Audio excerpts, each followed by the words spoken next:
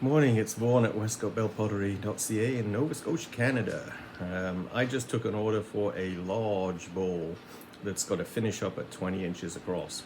And it's going to have a textural pattern on it with some glazing, mostly greens, browns, and beiges with some folk art white a little bit. But the first thing you do when you've got a big bowl like that to do, you're going to say to yourself, oh no, I have to send to 22 pounds of clay. Yeah, when you're younger, that's not so bad. But now I have to manipulate it into center and stuff. But first, you've got to make this, basically this block. Let me show you. It comes in a bag like that. I can't center that, so we've got to bang it into a perfect ball. So that's what I'll show you first.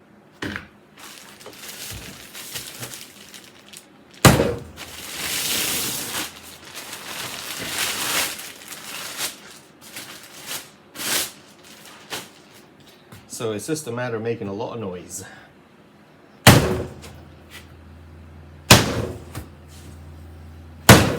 And hopefully not too much is going to fall off. My CDs fell off the shelf the other day when I was doing this with that big water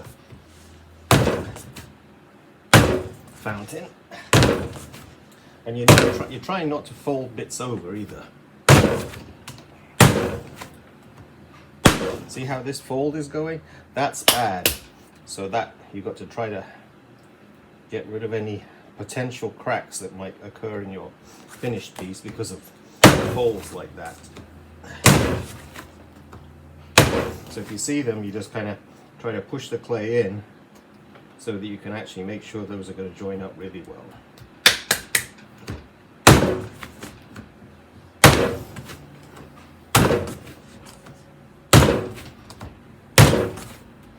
And if you want, you can just roll it backwards and forwards like that. It's going to get longer and we're trying to get it round, so we've got to be careful. But then you start the other direction.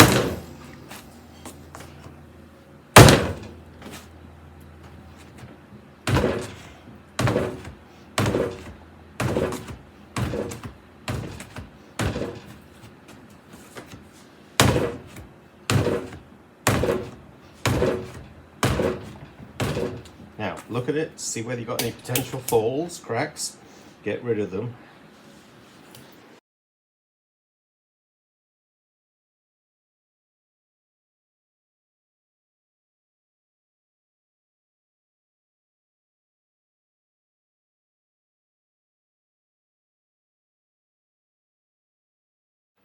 Okay, first thing, whenever you're doing any pottery, any size lump of clay, is make sure your wheel is actually damp for when you put the piece of clay down, but not wet. So I try to show that by wringing the sponge out, getting every bit of water out of the sponge, and then running it over the surface so it's a clean surface that's damp. So when you put your clay down, it will stick without sliding. Okay, see how smooth and round it is. So when I put it down, we won't trap any air underneath. And you don't need to bang it down. You can place it, try and put it perfectly in the center. And then we're going to spend a long time paddling it.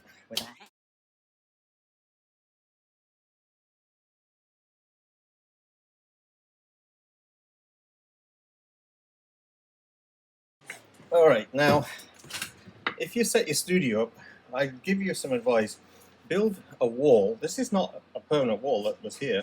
I just built this out of 2x4s with some plywood on it and made myself a wall that's screwed to the floor so it doesn't twist and wobble, and I can stick my elbow in it and I can give myself some extra push when I've got big lumps of clay like this. It even works if I'm throwing, 6-8 pounds of clay, helps quite a bit too. And we've got to center this obviously now, so let's have fun.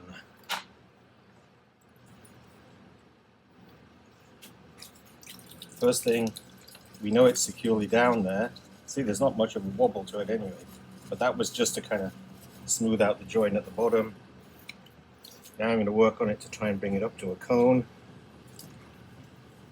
Like I said, I try to manipulate it rather than brute force. And there are people who actually throw 5 pounds of clay, center it, throw another 5 on top, center it, and so on. But so far, I can still center 21 pounds, 22 pounds of clay.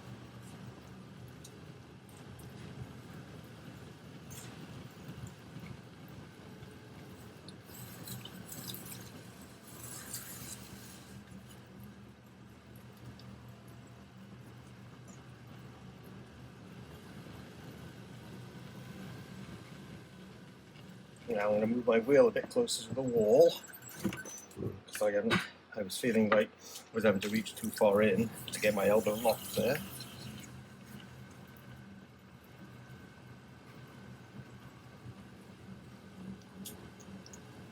Getting a bit dry down there.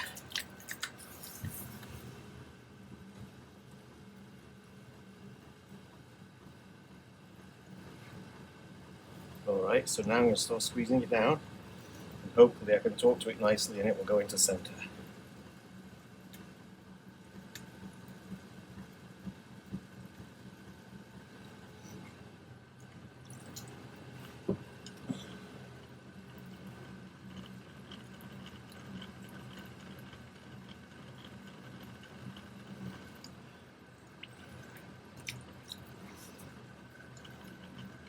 There you go. What a beautiful piece of clay. Aren't you a pretty piece of clay? It's going into center, see, it works.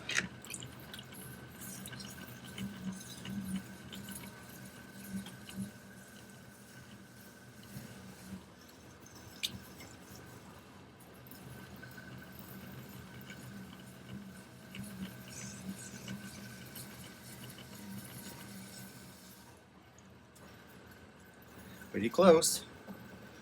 Sometimes if you run your sponge under your finger like that, you can feel if there are any ripples in the clay, like you folded some clay over the top of another piece, and you'll feel a looseness. This one's feeling good. Now I've got to get a good footprint on this bat, because it's got to be 23 inches across to start. Because when it shrinks in the kiln,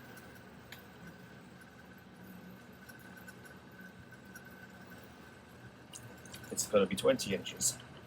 So I'm going to try and get it a bit flat.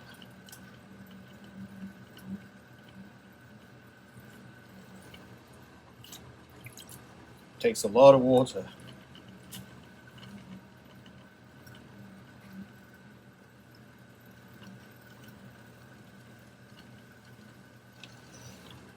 When I think about it, this is just about an 11-inch bat, maybe to 11.5. So I'm going to have a footprint, and the clay is going to hang over about 6 inches to 7 inches on all the way around the foot. It's a big overhang.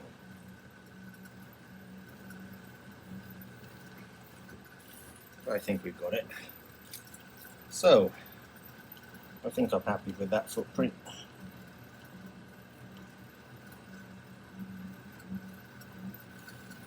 You don't want a mushroom there either. So I'm just pushing my finger like that just to make sure there's not any much of a mushroom, and there isn't. So, I'm going to try and use a sponge to keep it wet with my fingers. I'm going to feel for the center and make a dimple so I can put some water in there. And now I'm going to go down.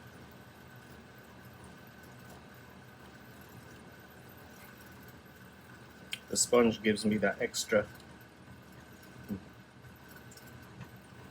moisture.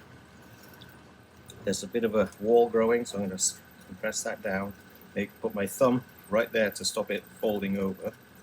Go push that clay into the main block. That will often happen. You just have to make sure you can push it down without it folding in and creating a flap. And then we're going to go down again. I'm going to open it up a bit and see how far down I've got.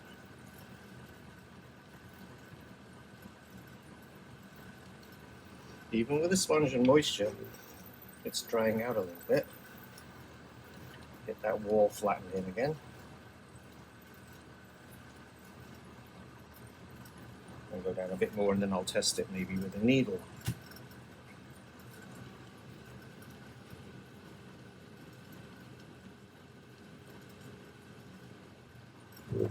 The bat's got a little vibration.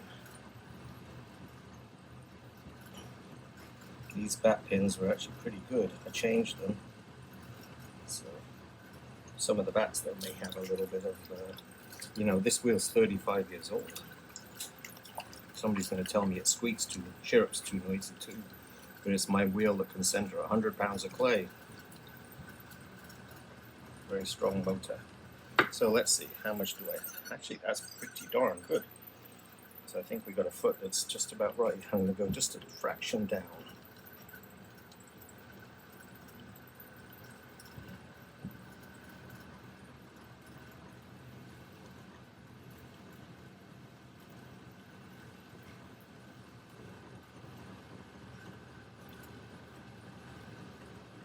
Now I'm pushing my fingers from the outer edge to the center to recompress that little bottom in there, just in case I have a weak spot.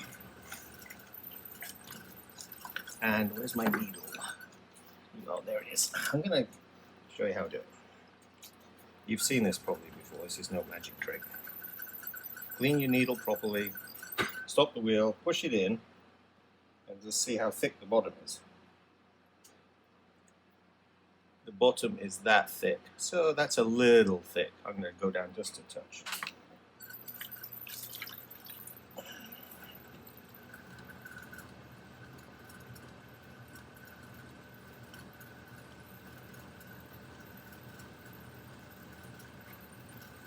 I just dropped it down maybe 1/8 to 1/4 of an inch there. It was about 3/4 thick. Okay, now we can start doing some, let's get some water in there. And do a little pull. Most of the pressure is on the outside.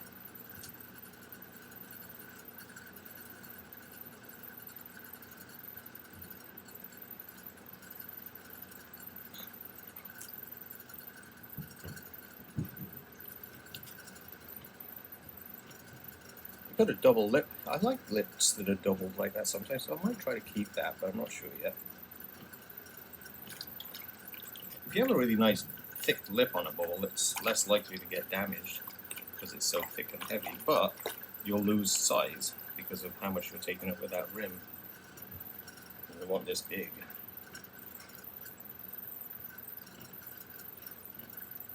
Wet it evenly all the way down. And go in again. And this time I'm going to push in with the inside hand as well and start a pull.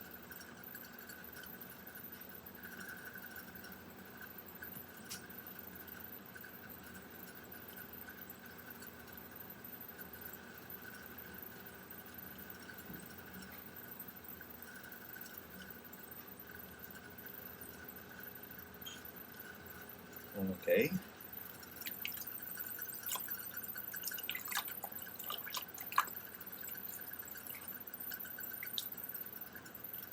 When you rub the sponge from the bottom to the top, try to get it evenly wet all the way up. And on the outside too, you take it and get it evenly wet all the way down. And now we're going to do another pull.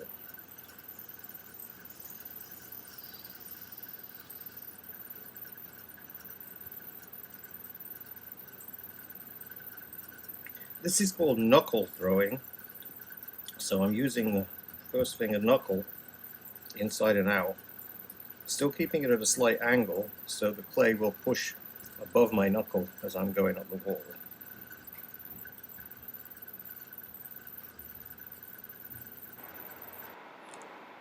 Okay, I'm going to do the rest of the recording on this bowl throwing video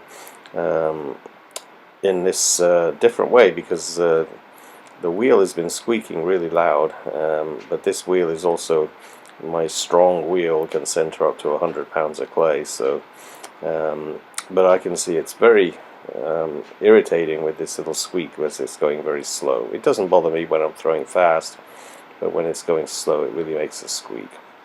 So the bowl at this point has to be evenly smooth on the inside and on the outside, so when you do a pull you don't have to stop halfway up to get more water. So I'm holding a sponge because it's got a little bit of water in it and it will soften my finger pressure on, so I won't get throwing rings as much. But it's the same old story when you're throwing and doing a big pull like this. You've got to count a revolution and be 1 finger width higher as you're going up the wall.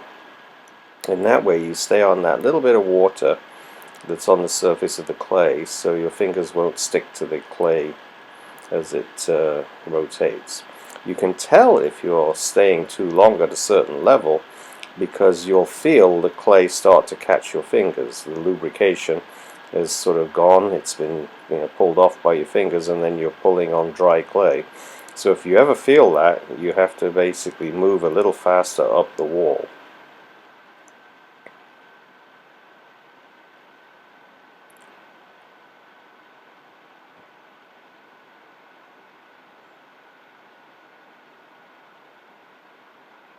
Okay, finishing on the rim itself, you've got that little bit of a moisture still sticking there on the rim, and so you were able to finish that pull all the way up.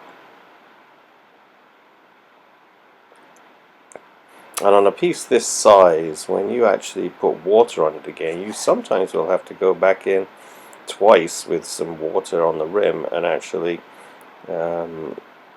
dribble it down the inside and the outside, because it takes a lot of water to cover a bowl this size. And the speed obviously gets slower the more you actually open something like this up.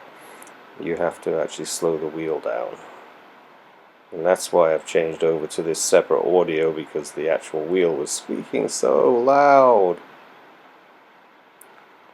I actually took the thing apart a little bit and put lots of oil inside this anywhere I could reach, but I just couldn't get into the bearing area itself. The wheel head is 35 years on this piece of equipment, and I could not get it off.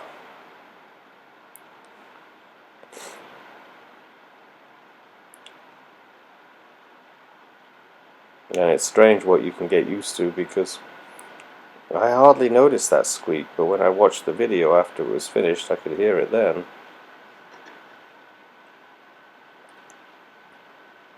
So I just dragged the water up from the inside all the way to the rim, so the inside wall of this ball is now lubricated all the way up.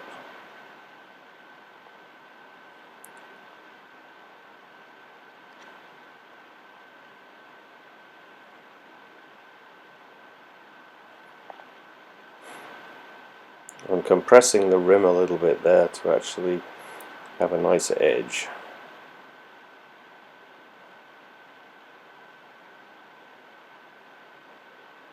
And when you leave a little extra thickness on the rim, that means just underneath that rim the wall is thinner. So you've got to be a little gentle, because you don't want to start it buckling.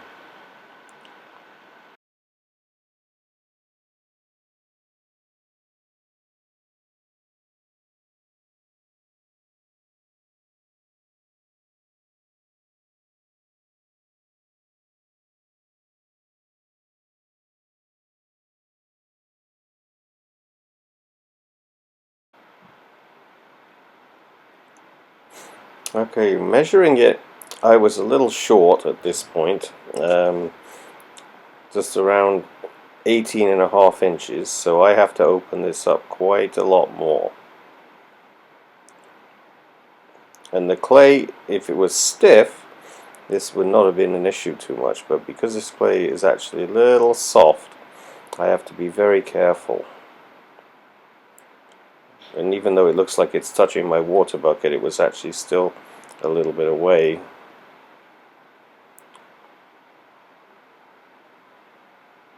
I have actually had that happen. You can tell because you get a digging in line all the way around the piece as it touches the water bucket. But this was deceptive, because it was actually not touching the bucket. So it's about stretching the upper part without actually making it too top heavy, and then starting to buckle the lower wall.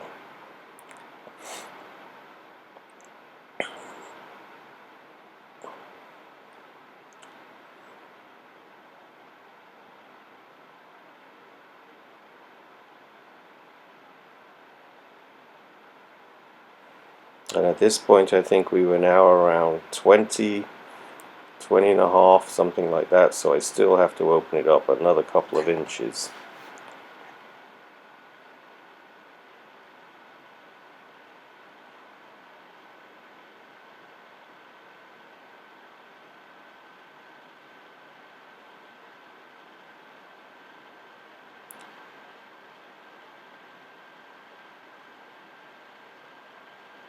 So I'm trying to widen the base a little bit without actually making it hang over too far.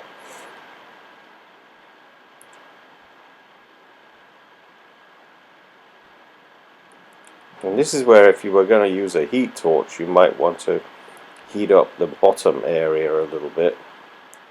And I don't use a propane torch if I ever have to heat something up. I have an electric paint stripping gun that actually will heat the clay up quite significantly without leaving any kind of oily residue on the clay. Because I think I've mentioned in the past that I'm convinced that those propane torches leave a little bit of residue on the surface of the clay, and because I sometimes use slips when I'm actually decorating, I don't want any kind of oily area on the clay because it would resist the layer of slip. I'm not going to be slipping these pieces anyway, but this is very precarious doing this, because you can see how far the ball is hanging over the actual footprint of the ball in the middle.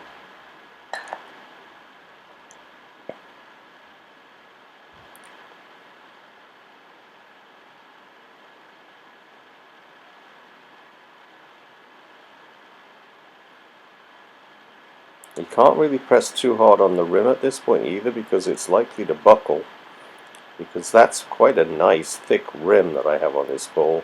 But about an inch down there, or an inch and a half, it's actually quite thin. And we ended up here with around about 22.5 inches for the total width of the ball. And by the time that's shrunk, that should be about 20 inches as a finished ball. So that's it. Okay, the ball came out of the kiln this morning, and I have spent about half an hour to an hour sponging it with glaze, just like I do my fish. So if you want to see about sponging glaze in a bit more detail, you just have to go watch my making fish video. Because all I do is I've got an old ratty sponge here. The rattier the better, because it doesn't leave like straight lines very much, and I turn it around to avoid the straight line effect, to mottle it. And I usually do 2, sometimes 3 coats. So whatever colors you want to choose, and I have my apple green in this piece.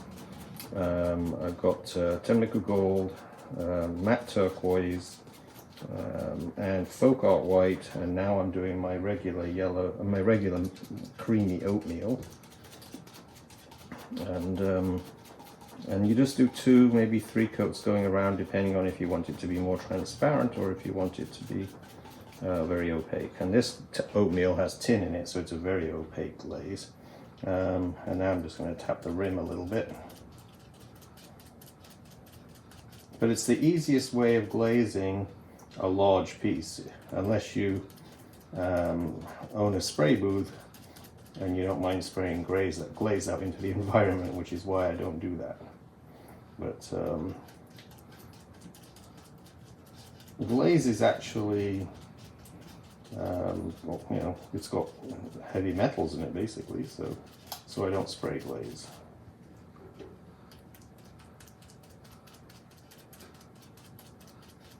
I was thinking about, somebody wanted to know about a spray booth, how to do one, and the simplest thing is to get yourself a heavy-duty, double-walled, corrugated box, 20 inches square or 24 inches square, and simply get yourself one of those box fans that you get at the hardware store, and you put it up. Yeah, you put your box together with the flaps. None of the flaps should be closed, obviously.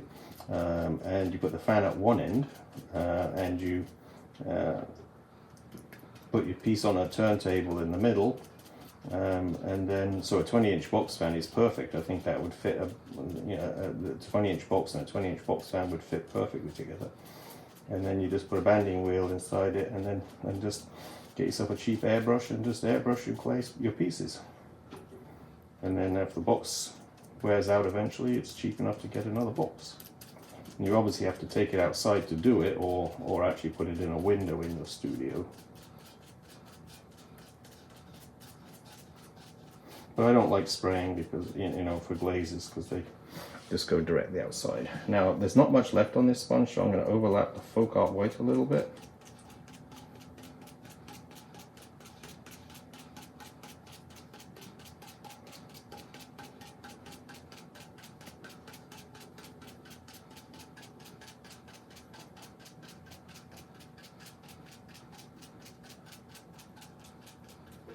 And that should blend a little bit. And you know, wouldn't hurt for me to add a little bit of the oatmeal down over the Tenbaku Gold area down there.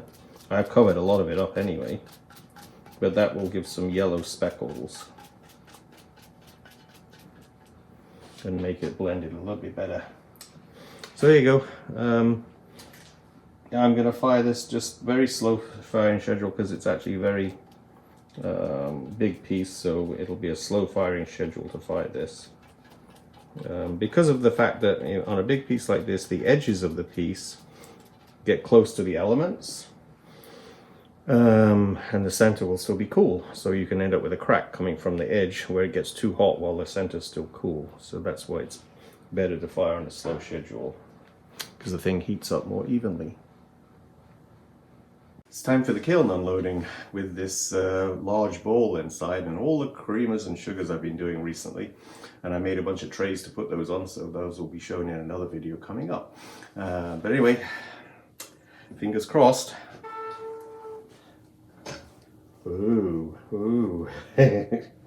Well, it turned out less like a spiral or like a target, which is what happened with that sink I did recently. So I'm happy about that. It's a little lighter than I thought it was going to be. So let's see, what's the outside like as well? Well, it didn't stick to the kiln shell. That's what it looks like. Oh yeah, the outside is kind of nice too. A little darker on the outside. But looks nice anyway. Really got some nice texture in there. The folk art white didn't go as creamy as I'd hoped, but it's kind of more brown than creamy. That's interesting. I really didn't expect that. It's usually a very orange, but this wasn't a very, this is the dark speckle clay. So anyway, I hope she likes it.